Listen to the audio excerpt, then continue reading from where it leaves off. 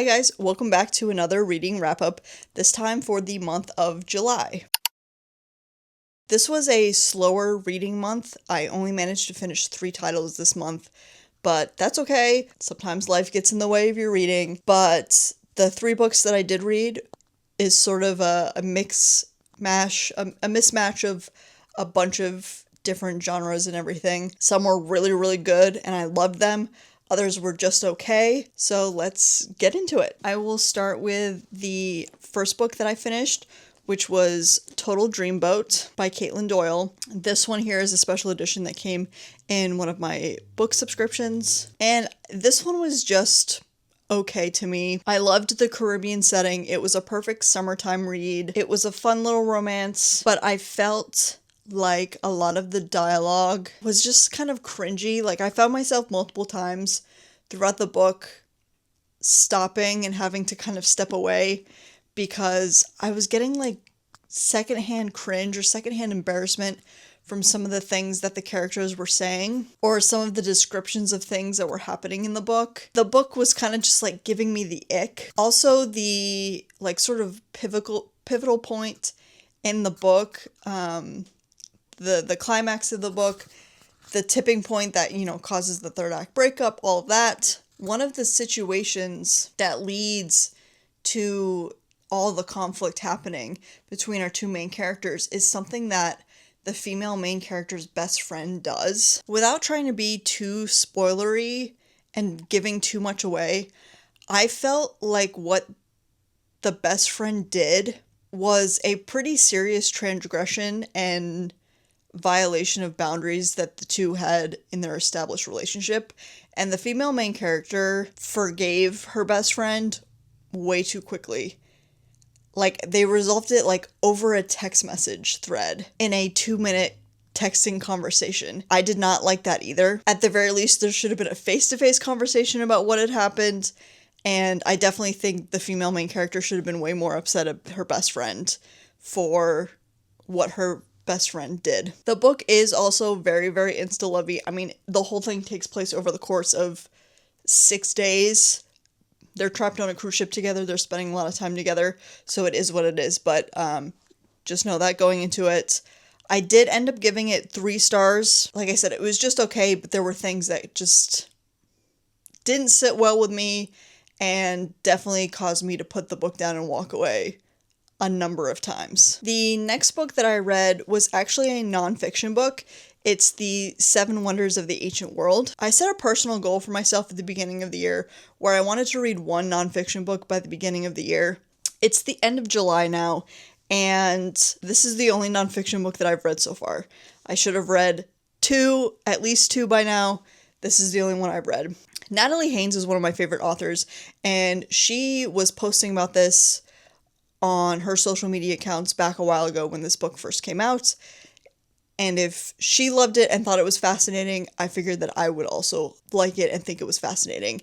And I definitely did. I knew some basic surface level stuff about the 7 Wonders of the Ancient World, but this book really goes into a lot of detail on the background of the different structures, why they were constructed, the people involved in the construction, what life would have been like at the time of construction, and sort of, in some cases, the influence that these structures have on the world to this day. It also kind of goes into some detail on like misconceptions that have been brought up. She also talks about the ideas of wonders in general and wonderlists in general, and sort of looking at how far back people have been creating wonder lists for and what were on those ancient wonder lists, and looking at what today we consider to be the ancient wonders of the world and what people back in ancient Greek, Roman, Egyptian times considered to be wonders of the world of their time. I really did find this just really, really fascinating. If you like Egyptian history, Greek history, Roman history, anything from, the Ottoman Empire, that whole region of the world, that's where all of these ancient wonders come from. I think you'll be very interested in it. I certainly learned a lot. Some of it, like, she makes a lot of references to artwork and other texts, like the Bible. She references the Bible in here, because the Bible references some of the ancient wonders, and it's just very interesting. There's also a lot of illustrations throughout the book that she references on the different seven wonders and sort of what those different things mean. And so this was a 5-star read. I very, very much enjoyed it, and I super highly recommend it. It was such a nice breath of fresh air from a lot of fiction that I had been reading. I felt like a lot of the things I had been reading or trying to read were very similar to one another in terms of tropes and writing style and setting and themes and everything. And I was just find myself getting bored. So this was nice to kind of break up the monotony of everything that I had been reading. The final book that I read this month just came out actually this past week, and that would be A Study in Drowning by Ava Reid.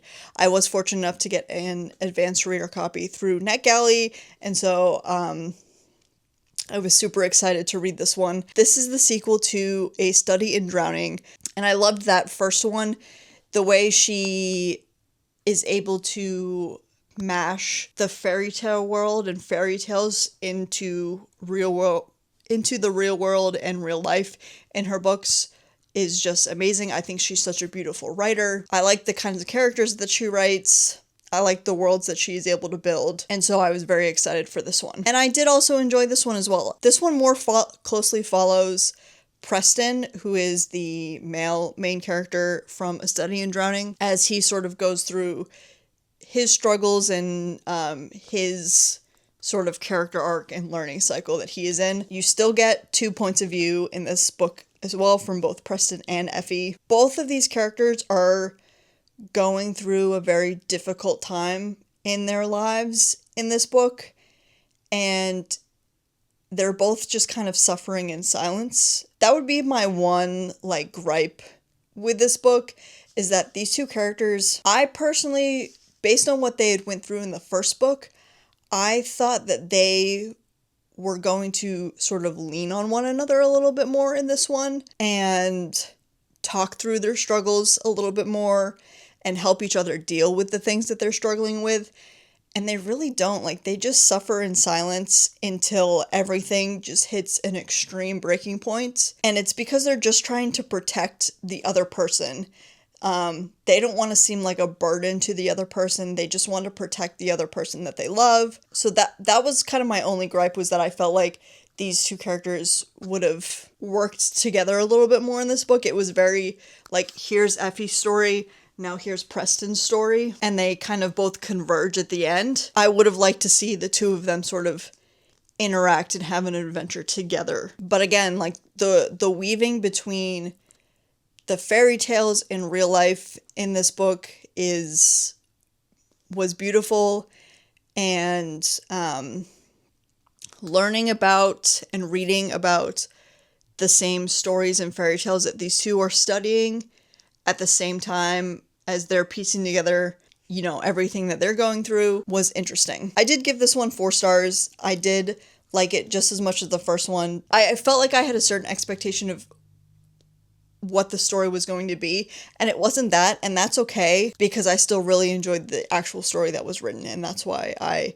gave it 4 stars. For the month of August, I do have a couple of books that I would really like to read. I'm currently in the middle of A Forbidden Alchemy. I did start that one in the month of July, but that was one that I felt like I had been reading a lot of romantasy lately, and I was kind of just over it. I was tired of it. It wasn't, I don't know, I had heard really good things about it, and I felt like it was just coming along to be okay. To be honest, I'm not all that excited to finish it, but I'm like over halfway through, and I feel like I kind of just want to commit to it and get through it. And then I have a couple of arcs that I really want to get through. The first one being Well, Actually by Macy Eddings, which comes out very, very soon. So I plan on reading that one next. And then The Gilded Heiress by Joanna Shupe. is also on my list. Also, The Sea Witch by Ava Reid.